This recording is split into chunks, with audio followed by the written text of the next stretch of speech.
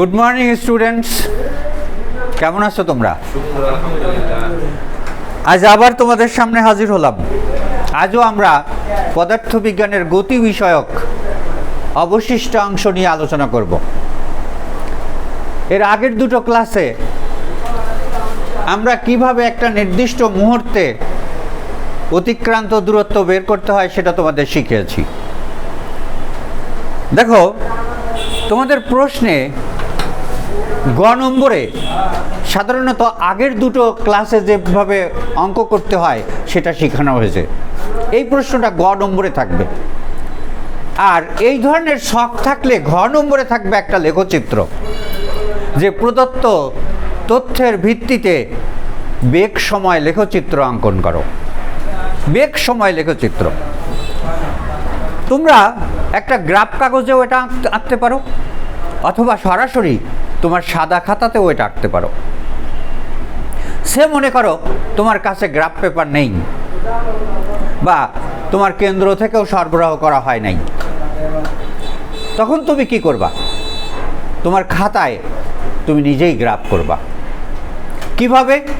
তুমি এইভাবে ও এক্স আর ও ওয়াই দুটো লম্ব অক্ষ টানবা, ও এক্স ও ওয়াই, এই দুটো লম্ব অক্ষ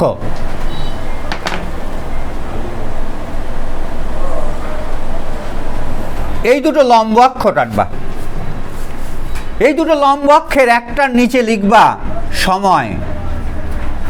সময় লিখে এটাকে তীর চিহ্ন দেবা এইভাবে, এদিক সময়। আর এই পাশে বেগ লিখে তীর চিহ্ন দিবা এইরকম। তোমরা কি করবা? প্রথমে জিরো, এখানে জিরো, ও এক্স ও ওয়াই। তার মানে সময় যখন জিরো তখন বেগও শূন্য।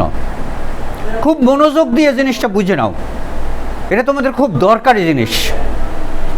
এটা লক্ষ্য করো যে এখন যদি সময় আমার ছক অনুযায়ী বাড়ে, মনে করো 2, 4, 6, 8, 10, 12 এভাবে সময় বাড়লো, এরকম সময় বাড়লো, ঠিক তেমনই বেগও বাড়বে।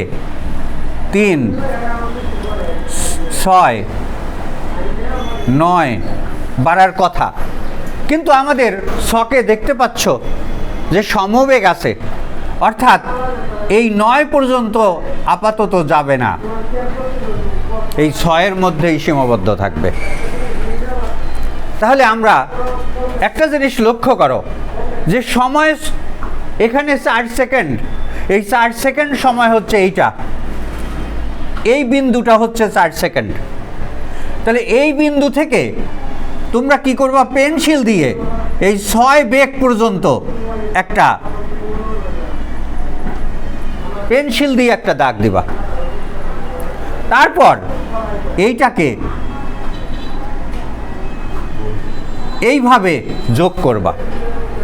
তার মানে এই যে ত্বরণ হয়েছে, বস্তুর ত্বরণ হয়েছে, এবং ত্বরণ যে দেখো 6 সেকেন্ড বেগের পরে আর বেগ বাড়ছে না, বেগ বাড়ছে না। তখন কি হবে? সমবেগে চলতে থাকবে। কত সেকেন্ড পর্যন্ত? 10 সেকেন্ড পর্যন্ত সমবেগে চলতে থাকলো। তোমরা করবা কি? এইটা পরে মুছে দিবা, এই জিনিসটা পরে মুছে দিবা, এটাও মুছে দিবা। এই যে 10 সেকেন্ডে সমবেগে চললো 10 সেকেন্ড পর্যন্ত। প্রথমে দেখো 4 সেকেন্ড পর্যন্ত বেগ বাড়ছে, বাড়ার পরে 10 সেকেন্ড পর্যন্ত সমবেগে চলছে। তারপর আবার চিন্তা করো 12 সেকেন্ডে এটা আবার 3 সেকেন্ডে নেমে আসছে। তখন আবার কি হবে? এই 3 সেকেন্ড এই পর্যন্ত, অর্থাৎ এখানে নেমে আসছে, এখানেই তোমার লেখচিত্র শেষ হবে। বুঝতে পারছো? এই হচ্ছে তোমার লেখচিত্রের তথ্য। প্রথমে দেখো ত্বরণ হয়েছে, তারপর সমবেগ, তারপর আবার মন্দন হয়েছে। বুঝতে পারছো জিনিসটা? আবার মনে করো যে এই জায়গায় 3 সেকেন্ডের পরিবর্তে যদি 9 সেকেন্ড হতো, তার মানে আবার বেগ বাড়তো, তাই না? তখন আমরা কি করতাম? একটা জিনিস লক্ষ্য করো, তখন আমরা কি করতাম? তখন আবার এটাকে 9 সেকেন্ড, এটাকে 9 সেকেন্ডের দিকে আবার বাড়ায় দিতাম, 9 সেকেন্ড এখানে এসে শেষ হতো, অর্থাৎ 9 meter per second, 9 meter per সেকেন্ডের দিকে চলে যেত। ঠিক আছে? এখানে অর্থাৎ প্রথমে ফাইনালি তোমরা জেনে নাও যে প্রথমে ত্বরণ হলো, তারপর সমবেগ, তারপর আবার বেগ বাড়ল। এই একটা ব্যাপার। আরেকটা ব্যাপার, যদি এখানে আরও একটা ঘর থাকতো এবং আগের মতো এখানে 3 এবং এখানে 0, অর্থাৎ 14 সেকেন্ডে 0, তখন আমরা কি করতাম? তখন আমরা এই জিনিসটা অর্থাৎ নিচের দিকে মন্দন দেখাতাম, মন্দন দেখায় এইটা 3 সেকেন্ড এবং 14 সেকেন্ডে এটা যে ইয়েতে পড়তো। বুঝতে পারছো? এই হচ্ছে লেখচিত্র। এই লেখচিত্রটা এটা 4 মার্কের প্রশ্নে, অর্থাৎ ঘ নম্বর প্রশ্নে এটা হয়ে থাকে। কাজেই তোমরা এই জিনিসটা লক্ষ্য করবা। আর আরেকটা কথা আমি বলে দেই যে এই যে দাগটা, এটা মুছে দেওয়া হলো সর্বোত্তম। আর যদি না মুছো তাহলে এখানে এবং এখানে 2 জায়গায় দাগ দিয়ে রাখবা, অর্থাৎ যে জায়গা থেকে টার্নিং পয়েন্ট, সেই টার্নিং পয়েন্টগুলো খাড়া লম্ব দাগ রাখবা। আর মুছে দিলেও কোনো সমস্যা নেই, খাড়া লম্ব দাগ রাখলেও কোনো সমস্যা নেই। এই দুটো কাজ করতে পারবা।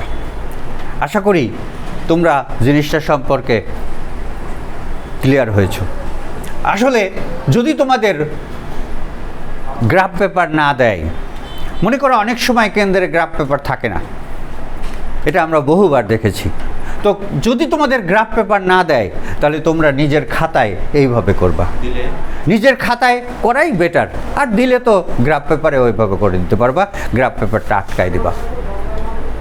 ওকে, স্ট্যাবলিং করে গ্রাফ পেপারটা আটকায় দেবা। ক্লিয়ার?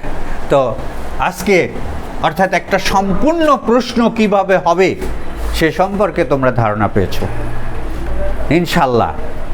এই পদার্থবিজ্ঞানের গতি অধ্যায়ে আমি আগে বলেছি যে 2 ধরনের ছক আসে, তার একটা ছক নিয়ে পুরো আলোচনা শেষ হলো।